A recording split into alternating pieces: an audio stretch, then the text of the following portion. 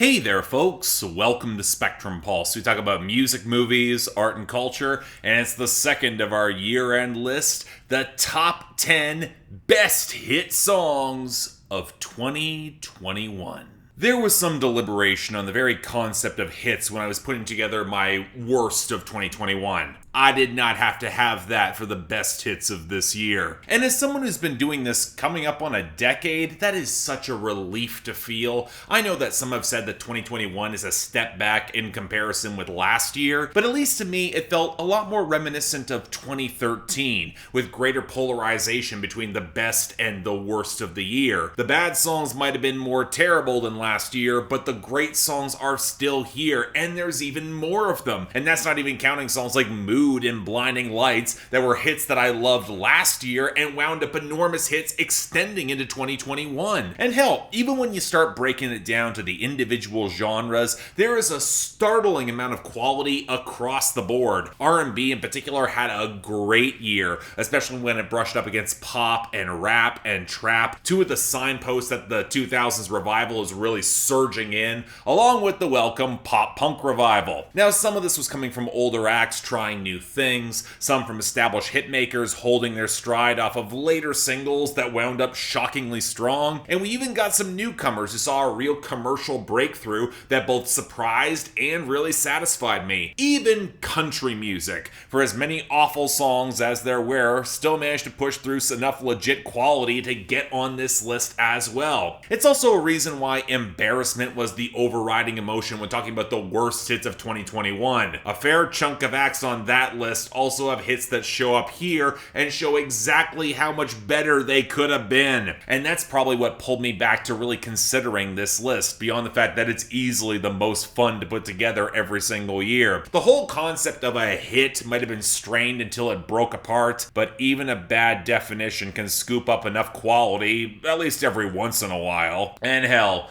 I'll say it, even though I am only considering songs that debuted on the year-end Hot 100 in 2021, I still had a wealth of songs to pick from, and I had to make some really tough cuts.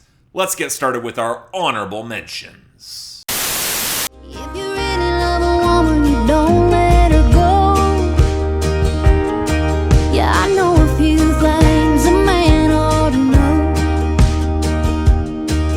I'm kinda shocked that this did as well as it did. A cut from 2019 that, thanks to Music Row's lousy slow build promotion, only became a country sleeper hit in 2021 when Laney Wilson released her first project on BBR. And it's not a song that arrives with a bang, but it does stick out for me. Laney Wilson's drawl has a slightly rougher edge against the acoustic melody, the twinkling sounds, and the remarkably solid groove courtesy of that kick drum and the bass, all of which is given ample space and a mix for her wistful exasperation to really materialize well. And I like how she frames the sentiments here. Not only can she do everything that these guys can do and be on her own, but also holding to a higher standard when it comes to what she really wants out of a relationship, which should not be that hard to ask. And I like that the negative space highlights how lonely keeping high standards can be. Kind of a shame that she signed to BBR under Jason Aldean, but you know what? If it's enough to get her in the door with old but good songs,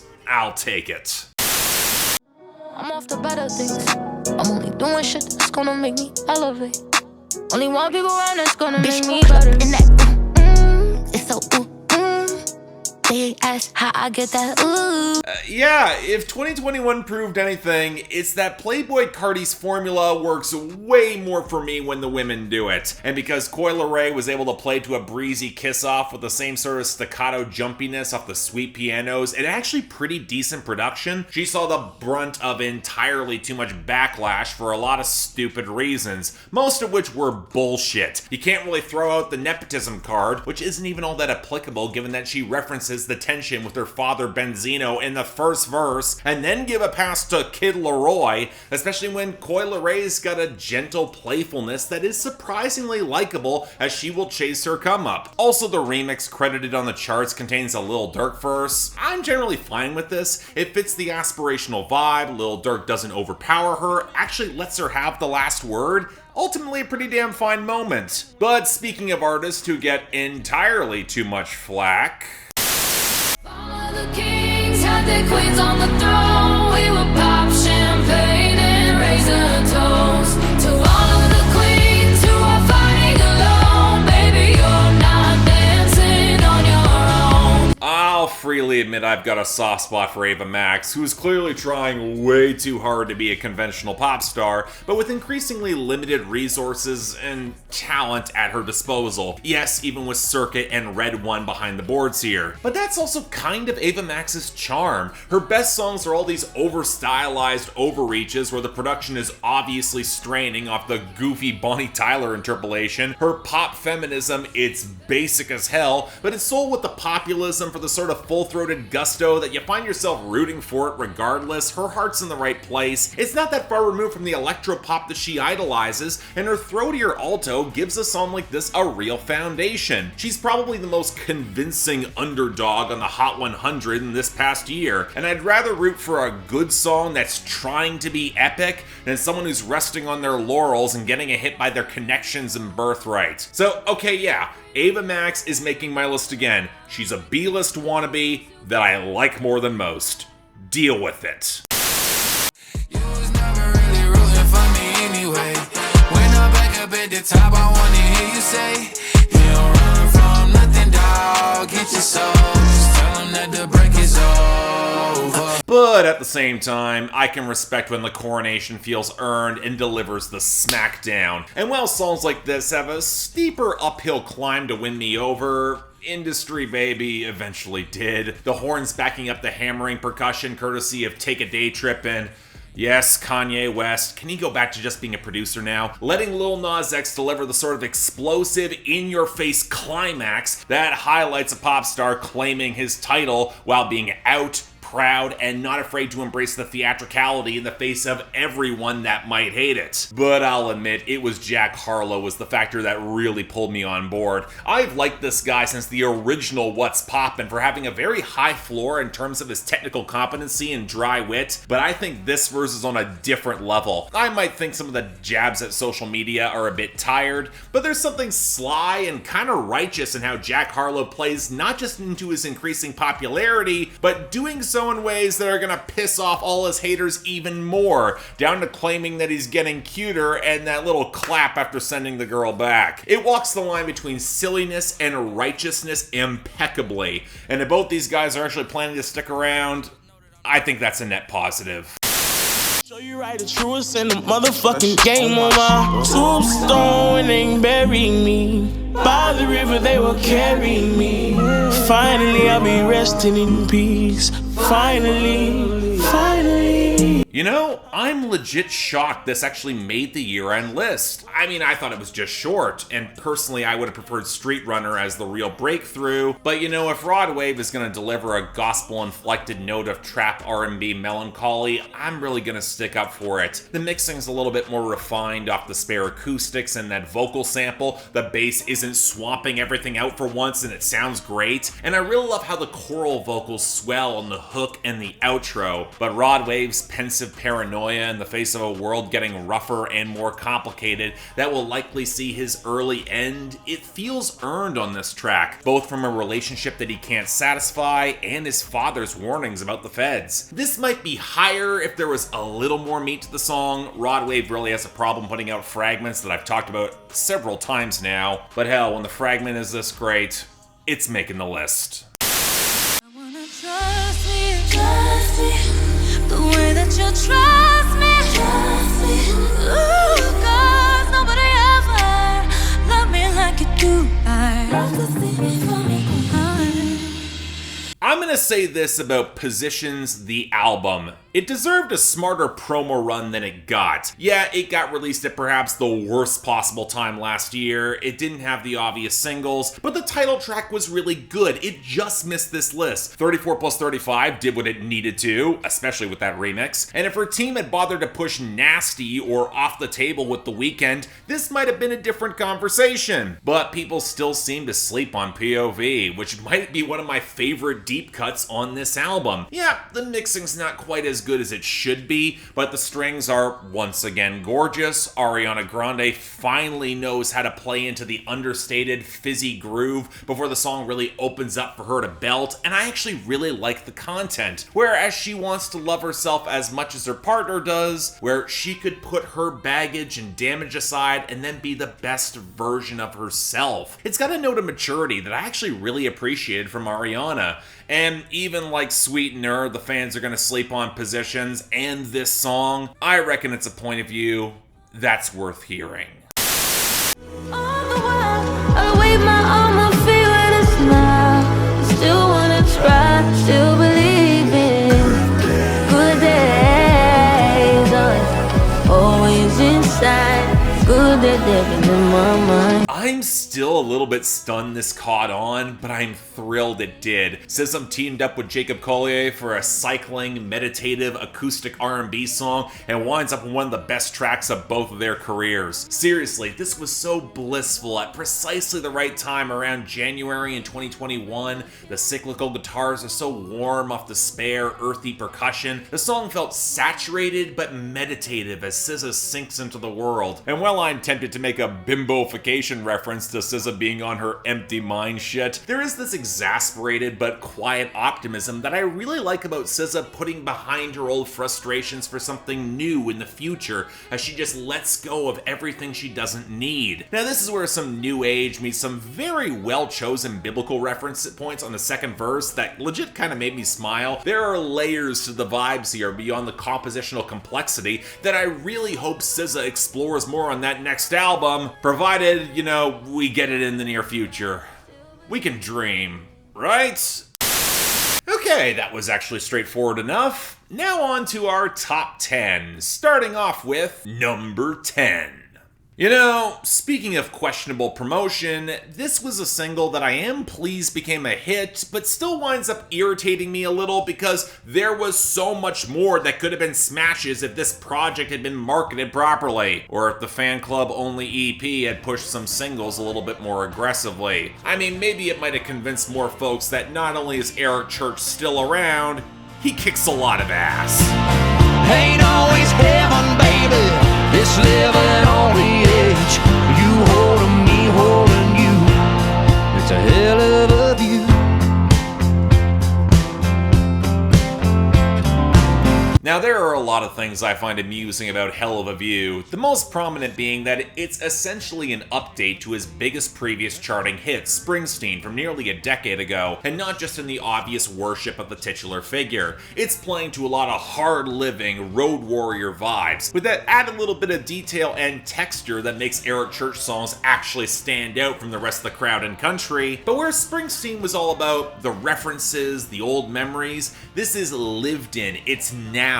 Someone actually bought in to travel with them, and while it's decidedly not for everyone, they're gonna chase that wonder and dreams along the road all the damn way. The sort of romanticism that feels more explosive than your average boyfriend country song, and also a lot more real as a result. Also, for once, Jay Joyce's production lets the guitars build to a really potent hook without feeling blocky or oversold, especially off the piano and the soulful backing vocals from Joanna Cotton, especially when the bridge picks up some of that misty, synth-inflected swell that shows off all of that 80s Americana worship, all the Mellencamp and Springsteen that surges to the forefront. But you know, it makes sense. Eric Church is a music nerd and has always been trying to spin a lot of old dreams into a new legacy, which for me only adds to the charm of this. It's a terrific song, and while it's not better than the best of the Andy P, you know, at some point he will give it a wider release. We'll get the real smashes. Or at least I hope we will. Number 9. You know, it's really nice when one of the biggest songs of the year also happens to be one of the best of them. And while it's been a roller coaster to get here, yeah, Dua Lipa knocked another one out of the park. I got you, moonlight, you're my starlight. I need you all night. Come on, dance with me. So I'll admit it, Levitating didn't immediately grip me. I was way more invested in Love Again, which was the late album single I thought should have been way bigger, and in some countries, it absolutely was. But you know, Levitating became a radio behemoth with multiple peaks, and it is easy to see why. The disco groove is colorful off the fat bass without going pure retro, the guitars splash off the arranged elements with a ton of swagger, even the pseudo-trap breakdown didn't really bother me all that much as Dua Lipa's voice ebbs and slides around the mix. And yeah, all the space references, they're goofy as all hell, but that's always been a flavor oft ignored in that era of the 70s that's kind of a nice touch to bring back here. Now, it is worth noting that this song is only credited to Dua Lipa on the year-end Hot 100. But it wasn't really the version that blew up in 2021 and got the broader crossover, even if it was never enough to push this properly to number 1. That means we have to talk about DaBaby. I'll keep it brief. While I get the trepidation pulling his name from the song and attempting to rewrite history in the wake of his self-inflicted career missteps and implosion, if I'm left comparing both versions, it's honestly kind of a lateral move. DaBaby proves that he could have been a Ludacris-esque guest feature on pop songs, where he doesn't drag them down, but also doesn't quite elevate them that much either, and it's kind of a shame that he mismanaged his career so badly that what could have sat alongside a rock star as one of his biggest and best hits now has his name scratched off of it. Still, you know what? If all we got is the original, it's a legit pop smash, probably deserved to hit the top, but it should have the staying power to stick around regardless. And while I'm several years removed from being early to Dua Lipa, as I like to brag, I'm thrilled that she's hit her stride. Number 8. I remember being so surprised that this became a monster hit from seemingly out of nowhere. I'll fully admit, I did not see the hype materializing the way it did, to say nothing of the phenomenon that would become her 2021, and I'll freely admit it took a while to grow on me, but about a year later, yeah, what a way to put it in gear. Guess you didn't mean what you wrote in that song about me. 'Cause you said forever, now I drive alone past your street. The waves of hype and critical acclaim around Olivia Rodrigo have been a little bit odd to observe from a distance, especially with so many critics going head over heels for Sour, which is a good album, but also weirdly produced, underpowered, and a little bit one-dimensional, especially considering her very obvious influences and polished theatricality. And to some extent, all of that is true with Driver's License as well. But it's one of the rare pop songs where you can tell that there was enough of something real to anchor enough of a great performance and some really solid writing. I appreciate how well it uses negative space and the sound effects of a car. Even if just the synth is dying across the verses, I appreciate how it builds on the hook. I really like how there's actually a little bit of a driving tempo in the groove. I like how it feels so specific in its targets, and you know, even if it's all just manufactured drama, Olivia Rodrigo is just good enough of a performer to convince you there were still real feelings involved. And yes, even if the bridge is a very obvious Taylor Swift homage with the backing vocals layered the way they were, there's a part of me that can't help but really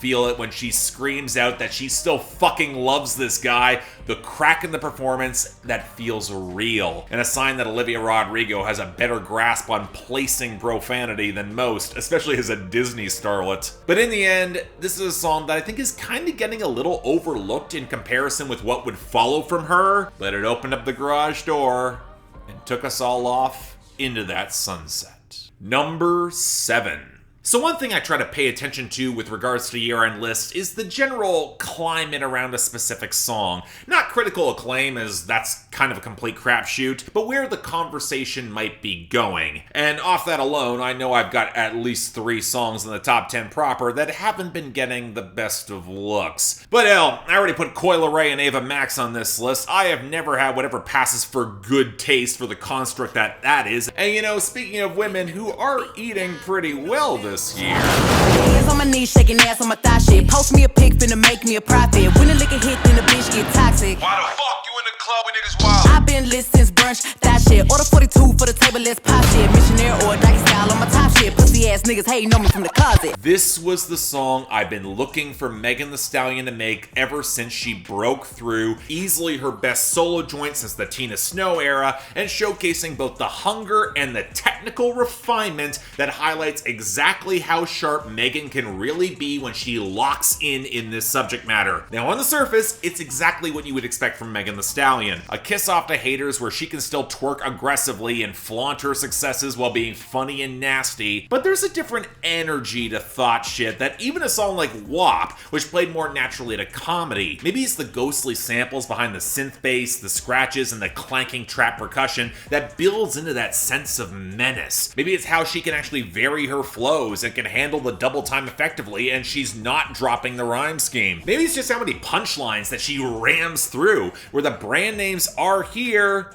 but they're not the focus. Or maybe it's just that frankly insane video that is the narrow line between horror, humor, and batshit. It all contributes to a sense of creeping menace that reminds me of Nicki Minaj at her very best, of which there is of course some very obvious influence, but Megan's also way more flagrant, where it's less reclamation of thought shit, more a dare for you to keep the fuck up. It's Megan Thee Stallion refined, still hungry, and once again highlights how she can give any competition, male, female, or otherwise, a run for their money. Also, this slaps. I'm here for it. Number 6. There are certain songs that make lists like this where I find myself wondering how much anyone will remember or care about them. You know the type, where you can listen to them, you recognize immediately that they're pretty great, but it's the sort of understated greatness that reflects maturity or subtlety. And while that often stands the test of time, it's not always remembered, it's not a guarantee. But I don't know, for me in 2021, it's got enough to hold me. I can be your lucky penny. Can be my four-leaf clover, starting over. It feels like we've been on the cusp of that Chris Stapleton breakthrough for years now. That particular wave of indie country hype seems to have come and gone, and while Chris Stapleton has seen chart successes and even a feature with Justin Timberlake to make a year-end list on a song that I still dearly love, this is his first crack with a song of his own. And while this title track is excellent, it's the sort of excellence that if you know Chris Stapleton, you know exactly what you're gonna get here. It's homespun, the arrangement's actually pretty stripped back and organic with backing vocals from his wife Morgane. The production is naturalistic and sounds amazingly warm thanks to producer Dave Cobb finally miking a bass line properly. And Chris Stapleton, he doesn't need to over-sing or really belt as he plans his steps towards whatever's coming next. It plays very similar to Eric Church's Hell of a View conceptually, looking at the hard open road but finding comfort in taking it with a partner. But that's not quite why I think this caught on at the end of 2020 and the beginning of 2021, when a whole lot of folks were looking just to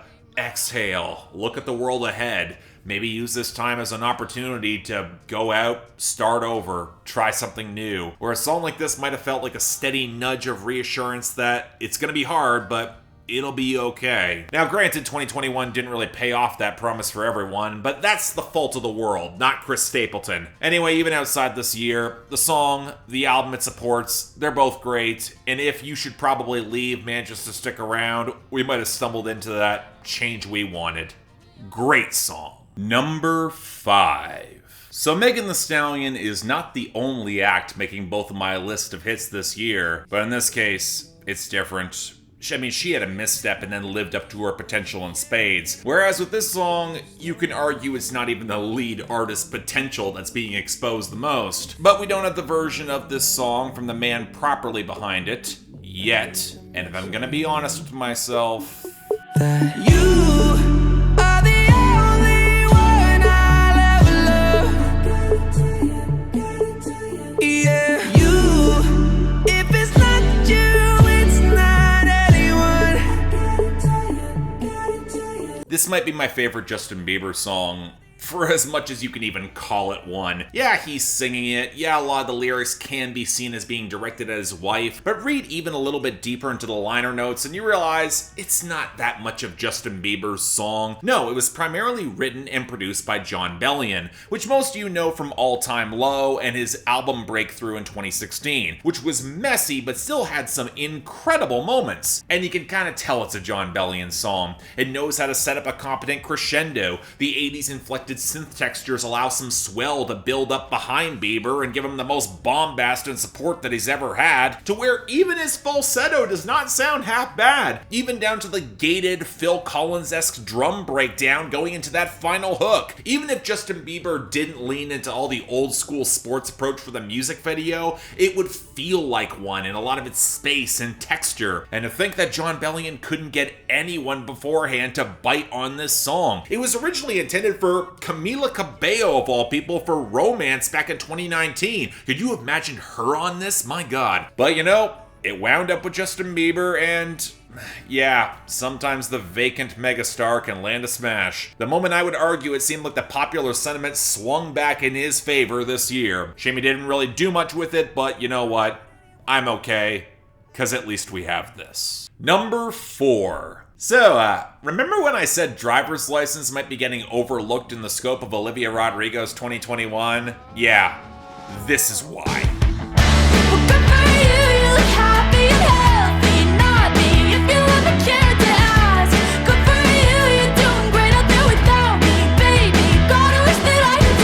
I'm grateful this got at least 1 week at number 1 because this was a banger for me all summer, and even despite my problems, it kept growing on me. Yeah, it feels pissed off and lacking in dignity, and there's definitely clumsy lyrical moments that lean very hard on the teenage melodrama, and that's why it works. The moment where nuance crumbles and you get the ugly, revealing picture of heartbreak that lashes out, the sort of deeply felt catharsis that gives it firepower. Yeah, of course it's coming from a Disney starlet. Probably why the guitars don't pick up more of the firepower that they should in order to back up the groove, where if you grew up in the 2000s, you know exactly how much a song like this could have exploded, but in a sense that also kind of works in context. Olivia Rodrigo is not the bad girl that revels in getting even, which is why the song is so flailing and openly hurt, and on the bridge openly questioning whether or not she's overreacting to the whole situation. And that feels a lot more real to her circumstance. Now, I should also mention that I spent the majority of this year listening to this mashed up with Paramore's Misery Business, which had a lot better riffs in order to back up the groove, and also allowed me to construct the kind of headcanon of Hayley Williams being the bad girl who stole the guy in question, and then can blow a lot of cracks in Olivia Rodrigo's fake smile, where the morality of the situation is out the window, or at least more complicated, and oh my god, thank god this exists in a timeline where Glee is no longer on the air. They would have made that a thing. Now, I get the audience who will think that they're probably too good for this. They'll probably prefer Happier Than Ever by Billie Eilish. A fine song from a better album that plays in similar territory and probably could have made this list if the guitars weren't produced like absolute shit on the second half. But in a year where entirely too many grown-ass adults expose their lack of maturity with far more destructive consequences, you know, I'm just fine giving a pass to a teenager letting it loose here.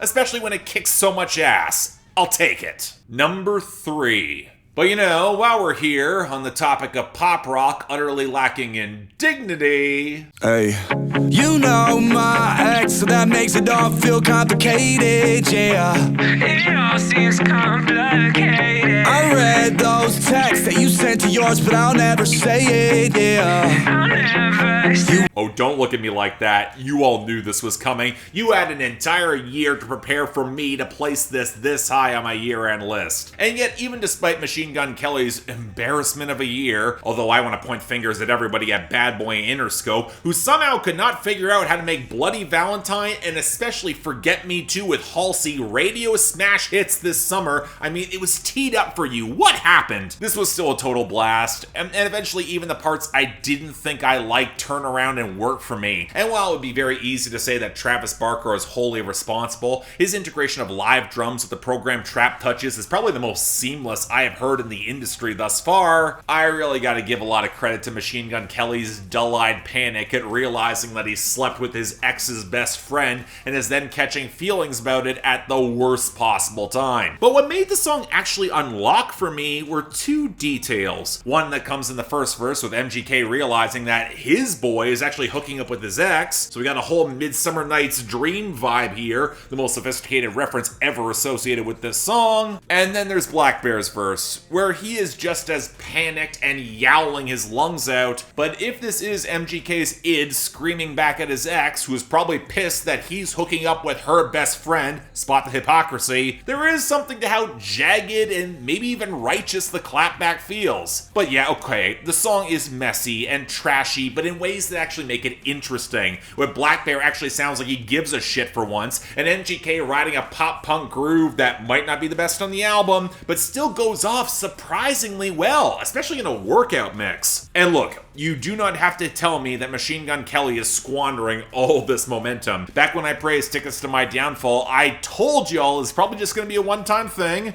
Looks like I'm getting proven right. But in the meantime, this was a complication where the fall, it was worth the watch. Number 2. It seems like with both of these lists in 2021, there are obvious picks for my worst and best hits of the year, and in both cases, they're coming in at number 2. Not saying that in a different year they might not get that spot. Hell, I'd put money on this being all over everyone else's best hits of this year, and deservingly so, but time and emotional responses do kind of shift how you engage with things. So while I dearly love this song and the album it came from, I think I'm just gonna leave it here. I'ma leave the door open. I'ma leave the door open. I'ma leave the door open, girl. I'ma leave the door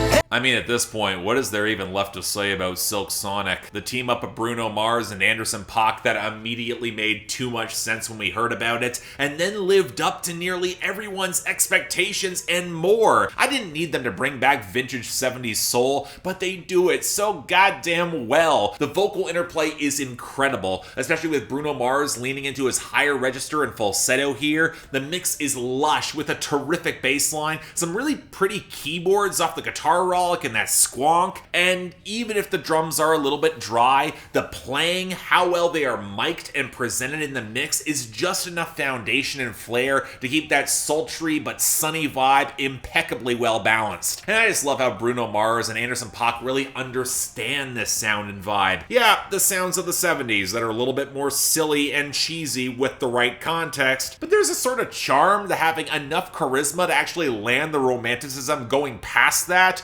even with Anderson .Paak bragging about his warm pools and the fillets if she's hungry, with just enough of a modern flair to his writing style to help this feel like more than just a throwback. Now, I've also seen the criticism that a song like this, or indeed the majority of the album, is a little bit too faithful to the sounds of that era, while not quite having the flaws or texture that gave a lot of 70s soul its character, where you could really point at Bruno Mars's type of theatricality as a factor. It's a little bit too polished. And you know, it's a fair criticism, but not one I completely agree with, mostly courtesy of Anderson .Paak's slightly rougher edges that are a great compliment, and the feeling that this is also kind of a one-time side venture. I don't think we're getting a second Silk Sonic album. A legit amazing side venture, which I've been surprised has got this much replay for me. Normally throwbacks can kind of fade, especially if you are very familiar with the originals like I am, but this one, it's one that's done by the best. It held its charm in the entire year. When I heard this the first time, it set the bar so ridiculously high for hits in 2021.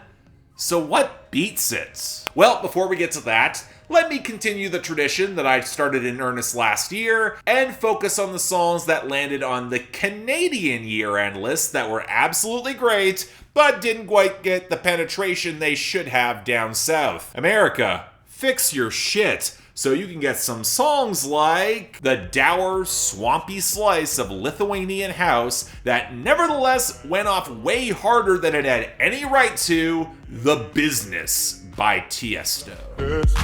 So let's get down to business. Let's get down to business. Give you one more night, got this.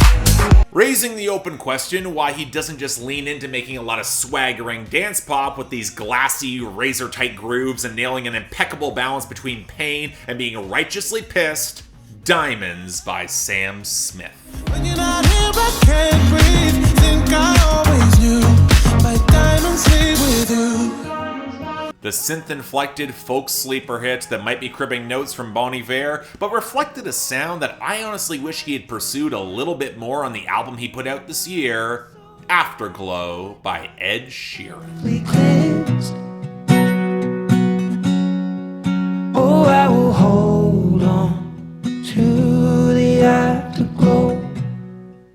The darker slice of early 80s pop rock that wasn't just a collaboration that made all kinds of sense with a great production and a killer groove, but also deserves to be a slice of smoldering new wave that soundtracked every nightclub we couldn't crash, Prisoner by Miley Cyrus featuring Dua Lipa. You off my mind, Lord knows I tried a million times.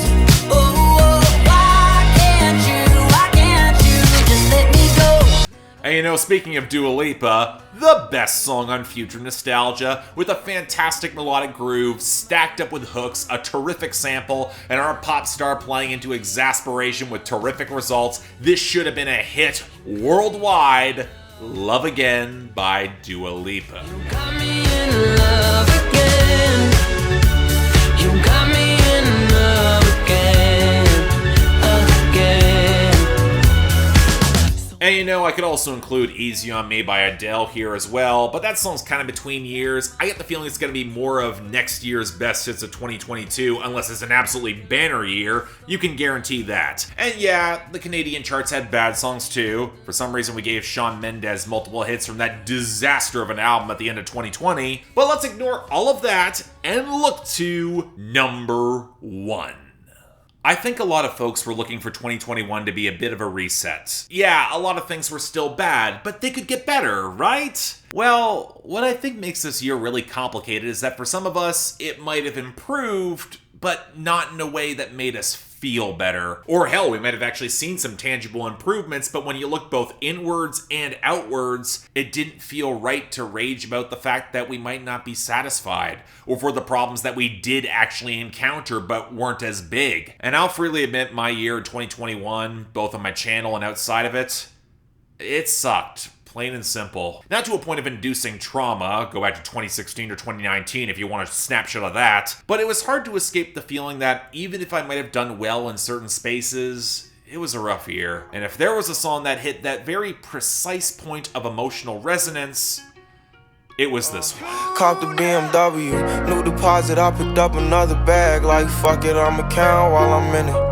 I had planes flying, crowds screaming, money counting chains, clanking shit, I guess that's how it sound when you win it. Before 2021, Polo G was an artist I respected a lot more than I liked. He was a smart, forward-thinking rapper who had good melodic instincts, a clear eye for detail, and he had written some songs I thought deserved a lot more traction. Martin and Gina should have been a smash hit, goddammit. But I also kind of thought he had a low ceiling, making a solid amount of good music, but rarely great. Rap Star became his biggest hit this year. It proved me wrong in spades. A ukulele-backed trap song with his best ever hook and percussion that actually sounds competently mixed for once, never overpowering that lead melodic presence and giving Polo G a lot of space to vent. Now, Polo G is not unique in being sad or depressed in the face of newfound success. Nearly every rapper who blows up makes their more money, more problem song, but the roots of what Polo G does with this are very different. Not just in how the flexes feel a little bit more routine, but also how the trauma from street-level violence has not left his mind at all, especially as he still has a foot in that world. How could it? And all fame has gotten him is fewer friends, more drugs, and a pop image that stifles him from truly exposing just how much pain he feels. One of the most cutting moments here comes in the second verse, where he is about to go off, but stops himself. He's going to be more polite. Every time he cuts himself off, you can tell there is so much more he's just not saying. And even then, the sense of guilt that weighs on him from translating street-level trauma and anxiety into a success,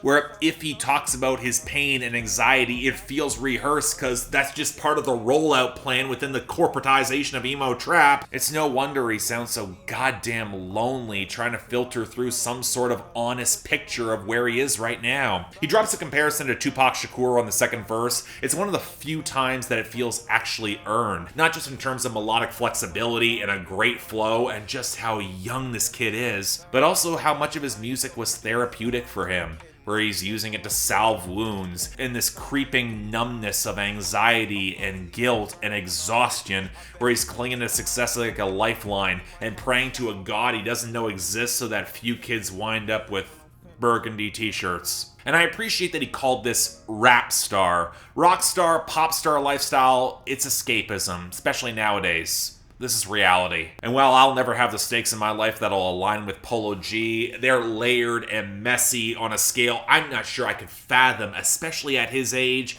nor would I want to. The underlying emotional balancing act, that felt real in a really powerful way. Well, this clicked for me early. The resonance has only deepened. It's the best hit song of 2021.